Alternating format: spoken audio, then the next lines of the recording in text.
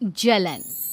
ममता बहुत ही सीधी और प्यारी लड़की थी, वहीं सुनील एक सरल और आगे बढ़ने की सोच रखने वाला लड़का। सुनील, बेटा सुनील कहाँ है? अरे जरा एक गिलास पानी तो दे दो। हाँ माँ, अभी आया। क्या माँ, पानी तेरे सर के पास ही तो रखा है, क्या हो गया है? तबीयत खराब है क्या? अरे नहीं नहीं, वो उठने का मन ही नहीं कर रहा था तो देखा ही नहीं। वैसे क्या कर रहा है? यहाँ बैठना मेरे पास। माँ पढ़ रहा था। वो कहना नौकरी में तो वक्त नहीं मिलता, अब ऑफिस से घर आकर ही तो वक्त मिलता है। अच्छा अच्छा ठीक है, पढ़ ले जा बेटा। सुनील पढ़ लिख कर और आगे बढ़ना चाहता था, लेकिन माँ की तबीयत खराब देखकर सोचता है कि शादी ही कर ले। कब तक माँ का ख्याल वो अकेले रख पाएगा? तो एक दिन, माँ ये ममता है, मैंने इससे शादी कर ली है। तुम्हारी तबीयत भी ठीक नहीं रहती तो मैंने सोचा शादी कर लेता हूँ। घर संभालने वाली और तुम्हें संभालने वाली कोई आ जाएगी तो अच्छा रहेगा। माँ अचानक से सामने बहू देखकर हैरान रह जाती है। बेटा ये क्या बात होती है? न बैंड, न बाजा, न दहेज, न शगुन, ऐसे कैसे बहू आ गई? माँ तू तो जानती है मैं नौकरी के साथ पढ़ाई कर रहा हूँ, तो कहाँ से इतना पैसा बचा पाता कि धूमधाम से शादी करता। वैसे भी माँ लोग तो आकर खाकर निकल जाएंगे, इसलिए बस वैसे ही। माँ जी, मैं आपका ख्याल रखूंगी। वैसे भी ये आगे की पढ़ाई कर रहे हैं, अच्छा कुछ कर गए तो सबके दिन फिर से अच्छे आ जाएंगे। सास को ममता की बात ठीक तो लगती है, लेकिन मन में कहीं ना कहीं लगता है कि कहीं बहू बेटे को लेकर फुर्र ना हो जाए और फिर तो वो रह जाएगी अकेली।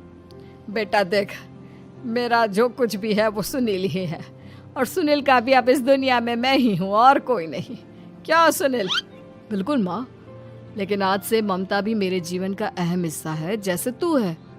सास को बड़ा बुरा लगता है कि उसकी सल्तनत में कोई और हिस्सेदार कैसे हो सकता है। कैसे कोई और उसके 30 साल के बेटे की जिंदगी में अचानक से आकर बराबर का हिस्सेदार बन सकता है। देख बहू, मैं भले थोड़ा बीमार रहती हूँ, लेकिन इसका मतलब यह नहीं कि घर की चीज़ों में मेरा कंट्रोल खत्म हो गया है। मैं आज भी इस घर की रानी हूँ, समझी? बेटा सोचता है कि ये माँ को अचानक से क्या हो गया। कल तक जो माँ कहती थी कि जिंदगी का कोई भरोसा नहीं, वो अचानक से जंग के मैदान की झांसी की रानी कैसे बन गई? माँ क्या हो गया है? सब ठीक है ना? अचानक कैसी बात कर रही हो? ममता का आज पहला दिन है, स्वागत करो उसका।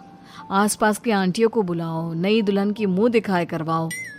खैर, सास होने का फर्ज निभाती है और बाद में एक सहेली के साथ बाहर निकल जाती है। क्यों नहीं बताया नहीं कि बेटे का ब्याह कर रही हो? वैसे तो सारा दिन हम ही में घुसी रहती हो। अरे मुझे भी तो अभी पता चला, यूं अचानक सर पर लेकर आ गया। कहता है बहू है माँ तुम्हारी, अब इसको भी इतना ही मैं प्यार करता हूँ जितना तुझे करता हूँ। लो जी, ये क्या बात होगी? क्यों इतना प्यार करता है? अरे माँ का प्यार तो ज्यादा होता है।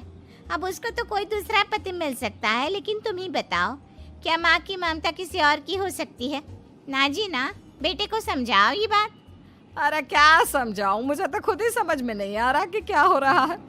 जो बेटा कल तक माँ माँ करता था, अचानक से बीवी बीवी का राग आलाप रहा है।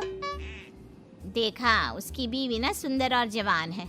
सुंदरता के आगे तो एक से एक नहीं टिके, तो तेरा बेटा किस खेत की मूली है? सास को भी समझ में आ जाता है कि बहू की सुंदरता के आगे माँ का प्यार किसी काम का नहीं। उधर बीवी, ए जी, अम्मा जी सहेलियों को छोड़ने गई थी, अभी तक आई नहीं, हम देख आए क्या? अरे रहने दो ना, आ जाएंगी। कहाँ जाएगी, उनकी आदत है, एक बार जाती है तो पूरी पंचायत खत्म करके ही आती है। अच्छा ही है, खाना वाना खा कर गई होगी। छोड़ो ना, घूमेगी तो खाना पचेगा नहीं तो ऐसे ही खाट पकड़ लेगी। बहू भी शांत हो जाती है। उधर सास सोचती है कि आज थोड़ा देर से ही घर जाती हूँ, जब बेटा परेशान होकर ढूंढेगा तब मजा आएगा। बीवी को खुद ही पता चल जाएगा कि माँ के आगे उसकी दाल नहीं गलेगी। लेकिन वहीं दूसरी ओर घर पर, ए जी, माँ जी अभी भी नहीं आई, हमको तो घबराहट हो रही है कि क्या करें, जाकर पता करें किसी के घर। अच्छा, कहाँ जाओगी ये भी बता दो। पहला दिन है तुम्हारा इस घर में और एक ही दिन में मोहल्ला छानोगी क्या? हाँ, तो आप भी तो नहीं जा रहे हैं ना, हमको फिक्र हो रही है। अरे यार, ये रोज का है अम्मा का, खाओ और सो जाओ। बस फिर क्या था। बेटा बहू खाना खाते हैं और कमरे में सोने चले जाते हैं। उधर जब सास को कोई देखने नहीं आता तो वो हार कर घर आ जाती है, जहाँ वो देखती है कि सारे घर की लाइट्स बंद है। सास को गुस्सा आता है। बहू, ममता बहू कहाँ हो? लेकिन सारे दिन की थकी बहू को ऐसी नींद आती है जैसे किसी ने भांग की गोली खिला दी हो। वो तो नहीं उठती। उठकर आ जाता है बेटा। अरे क्या बात है अम्मा, काहे चिल्ला रही हो? अरे सो जाओ ना, सुबह की थकी है बहू, वो सो रही है। जोर से बोलोगी तो नींद खुल जाएगी उसकी। माँ को गुस्सा आ जाता है। फिलहाल तो सो जाती है, लेकिन मन ही मन ढेर सारा जहर बहू के लिए भरा होता है।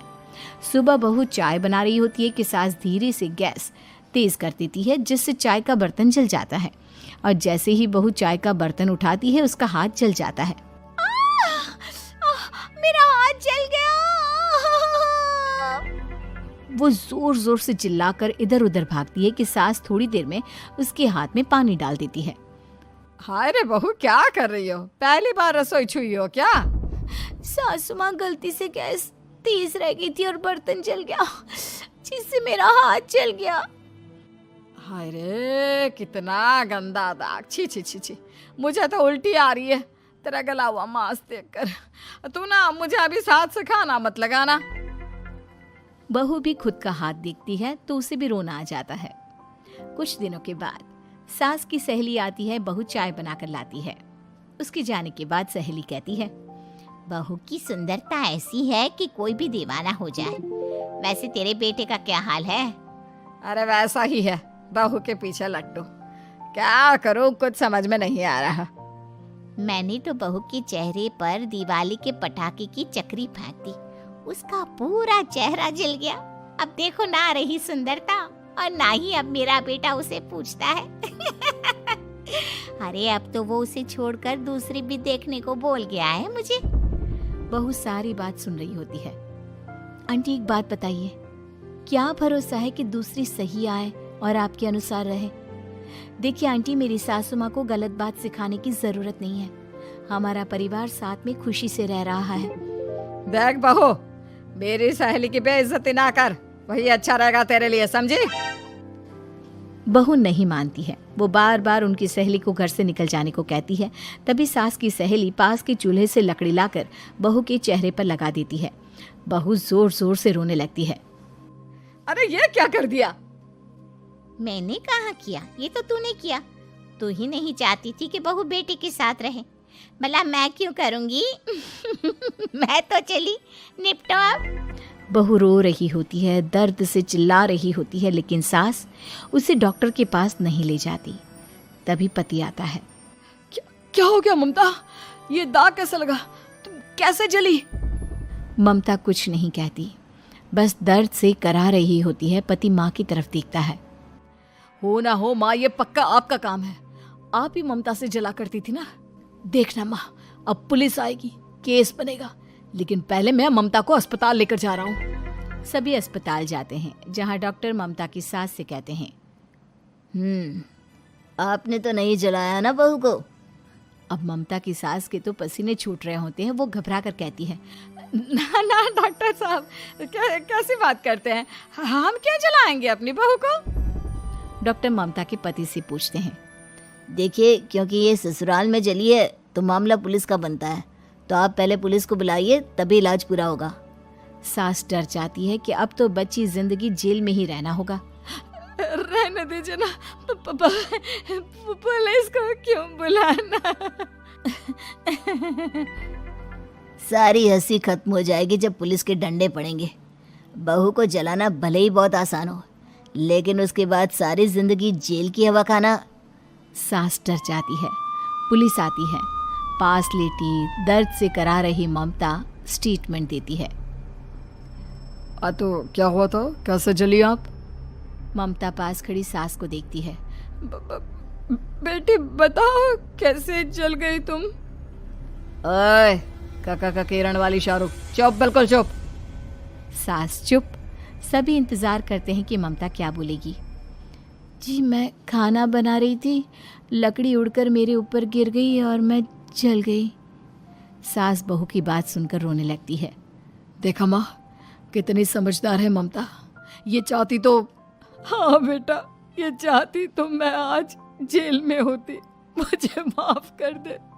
मैं आगे से अभी कभी ऐसा नहीं करूंगी। बहू के साथ मिलकर रहूंगी। मुझे माफ कर दे।